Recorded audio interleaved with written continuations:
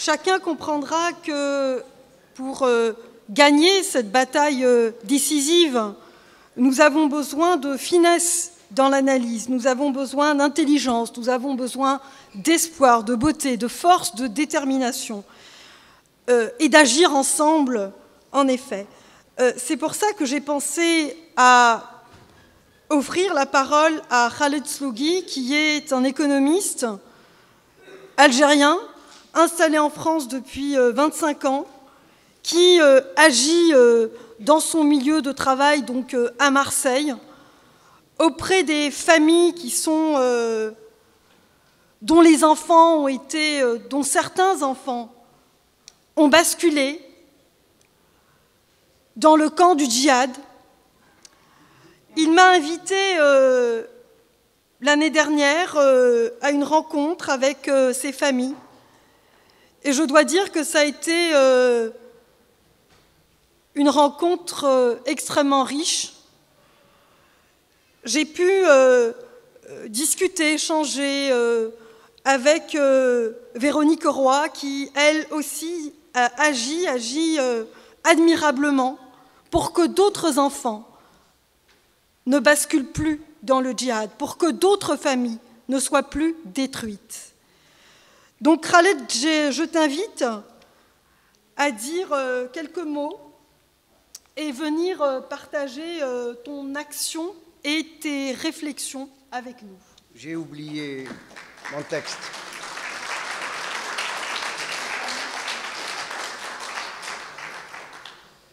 Messieurs, dames, bonsoir.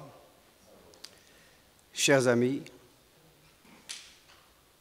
vous ne pouvez pas imaginer à quel point je suis honoré de dire quelques mots en conclusion de cette merveilleuse journée.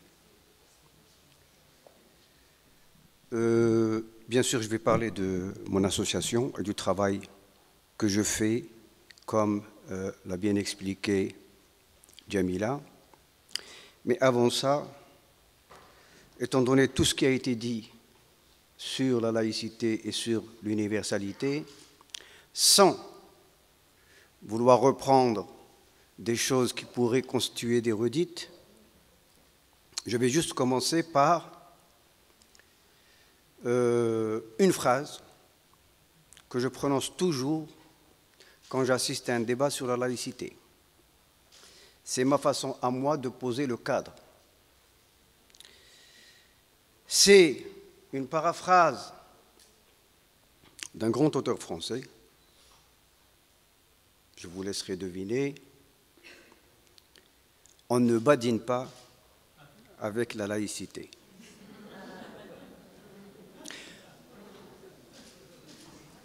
Je l'ai choisi parce que d'abord, le message est puissant, et puis parce qu'ensuite, c'est l'une des plus belles histoires de la littérature française. La grande révolutionnaire George Sand et le playboy de la littérature, rappelez-moi, Alfred de Musset. C'est Jean d'Ormesson qui disait de lui, c'est le playboy de la littérature. Ce qui a fait que George Sand a perdu son esprit. Je voudrais, quand je dis ça, c'est important, pourquoi? Parce qu'aujourd'hui, l'heure est grave. Nous assistons à une situation caractérisée par une tentative généralisée de remise en cause du principe de laïcité, par des intégrismes, par des intolérances, par des replis identitaires, sur fond de communautarisme. Je vais dire un mot sur le communautarisme. Historiquement, la Révolution française s'est faite pour la célébration de l'individu contre le groupe. Si vous vous rappelez, à l'Ancien Régime, nous étions sous le régime des ordres. la Révolution française est venue pour donner sa plénitude aux citoyens. C'est à cette occasion que la notion de citoyen a existé et donc s'est affirmée. Je m'arrête là-dessus sur donc l'aspect laïcité. Moi, je pense qu'il y a beaucoup de choses qui ont été dites. Je vais présenter donc le travail que nous faisons. Donc moi, c'est Khaled Slougui, je suis président de l'association Turquoise Freedom, dont l'objet est l'aide et l'assistance aux victimes de l'islam radical. Pour nous, les victimes de l'islam radical, c'est aussi bien donc, les enfants concernés que les parents de ces enfants. Nous intervenons sur deux axes. Il y a un axe qui constitue ce qu'on appelle la prise en charge des jeunes radicalisés et la prise en charge des familles. Un second axe concerne la formation à la prévention de la radicalisation.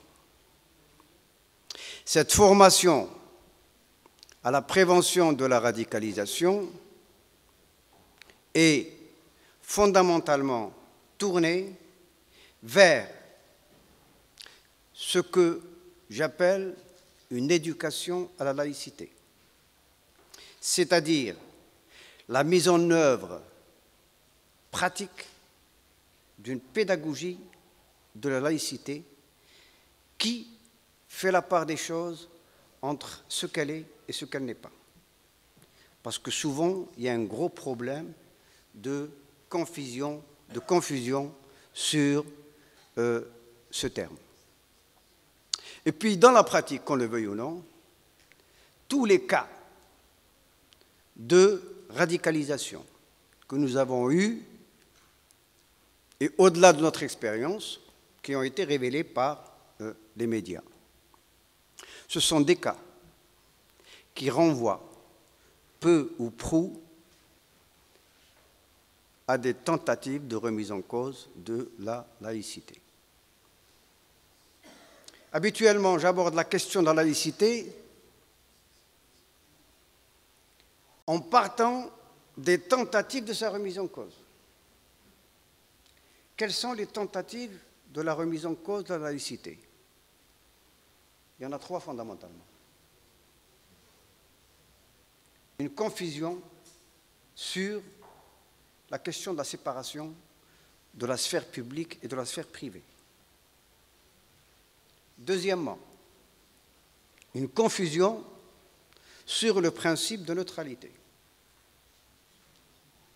Troisièmement, la question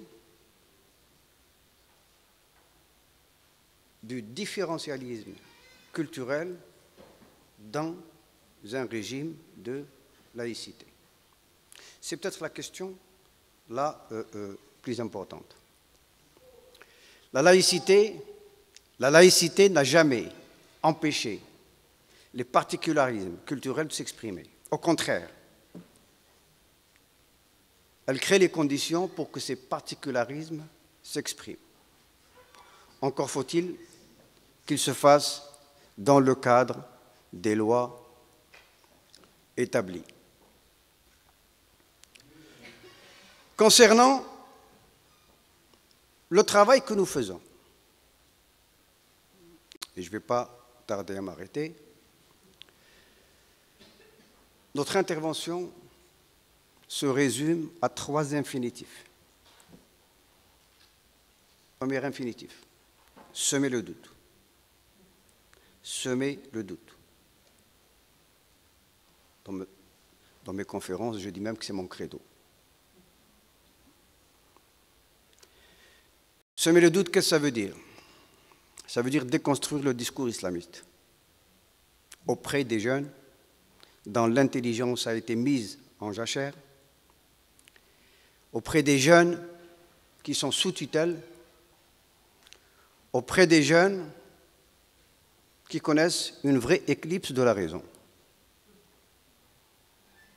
Ce qui importe pour nous, c'est de les amener à renouer avec le questionnement, avec le doute, avec l'interrogation.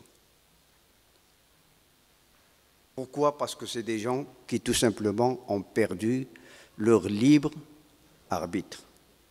Ils ne sont plus dans le jugement critique, ils ne sont plus dans l'autonomie de pensée. Deuxième infinitif. Réinsérer, très important. Les jeunes que nous avons, filles et garçons, et qui ont été concernés par un processus de radicalisation, c'est des gens qui sont exclus. Parfois, le diagnostic conduit à une nécessité d'une resocialisation, pas uniquement d'une réinsertion. Pour partie de mes occupations, j'ai été formateur d'agents de sécurité. C'est un corps qui est assez pénétré par l'idéologie islamiste.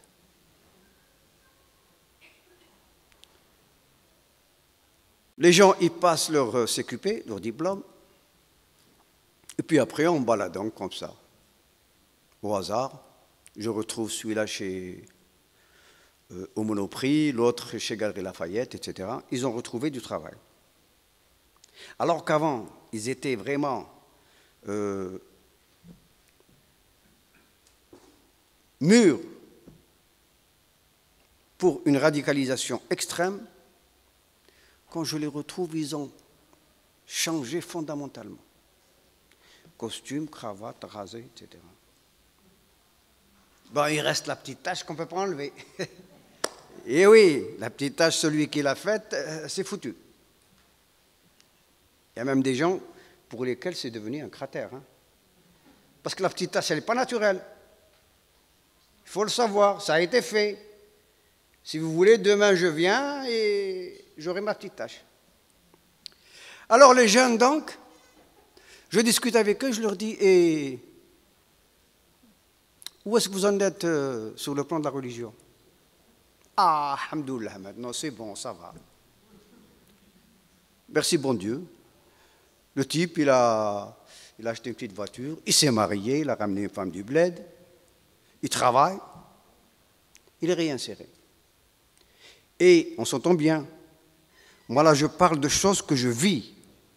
C'est du concret. Il s'appelle Abdel, il s'appelle Mamadou, etc., etc. Donc oui, réinsérer. Troisièmement, et je termine, sinon Djamila ne va plus me parler. Et comme je tiens tellement à notre relation, donc privilégier l'amour et l'humour. Une fois une amie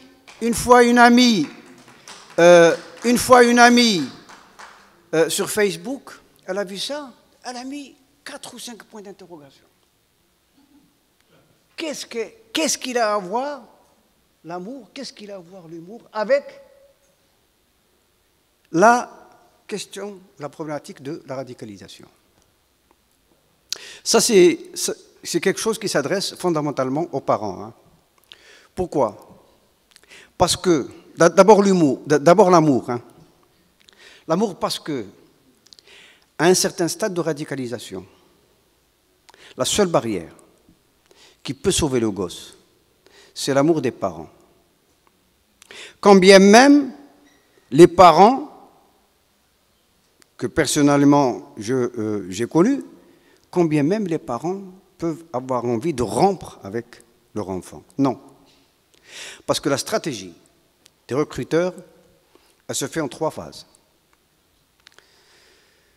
Séduction, endoctrinement, rupture. Il ne faut jamais arriver à la rupture. Et là, les parents ont une grande responsabilité. Il faut imbiber vos enfants d'amour, disons-nous. Une maman, elle m'a dit, mais je l'aime bien. Non, madame, il faut se débrouiller. Il faut la preuve d'amour. Parler d'amour, c'est une chose. Donner la preuve, c'est autre chose. Donc c'est la seule possibilité pour que le gosse n'aille pas à l'extrême. L'humour, pourquoi? L'humour, c'est façon de parler de la vie, tout simplement. Parce que les parents qui ont eu des enfants radicalisés, c'est le ciel qui leur est tombé sur la tête. Moi, j'ai connu des parents qui avaient envie de se suicider.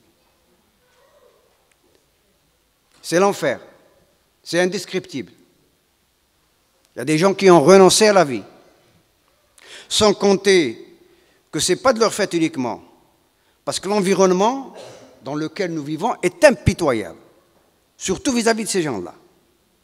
Et d'abord, il y a beaucoup de gens qui l'ont dit d'ailleurs, même la fameuse Ibn Ziyaten, qu'est-ce qu'elle avait dit? Les enfants, les parents qui ont des enfants radicalisés, c'est de leur faute. J'ai répondu de façon très très brutale à l'époque et très violente. Donc, l'humour, Rabelais disait, le rire est le propre de l'homme. Si je ris, je vis. Donc il faut qu'il réapprenne à rire, à danser, à vivre comme il le faisait avant. Je m'arrête là, je termine juste par, moi je suis amateur de citations, par une citation de ce qui fut l'esprit des Lumières chez les Arabes. C'est un certain Averroès qui avait été cité par l'intervenant précédent. Qu'est-ce qu'il dit? Il faut que la vérité s'accommode ou s'accorde avec la vérité et témoigne en sa faveur. Il faut que la vérité s'accorde avec la vérité et témoigne en sa faveur. Mais qu'est-ce à dire ici et maintenant pour nous? Tout simplement que l'islam, pour ceux qui y croient, est une vérité. Mais il est une autre vérité qui la surplombe. C'est la République. Conclusion. Il n'y a pas 36 000 solutions. Il y a une seule solution. C'est à l'islam de s'adapter à la République. Je vous remercie.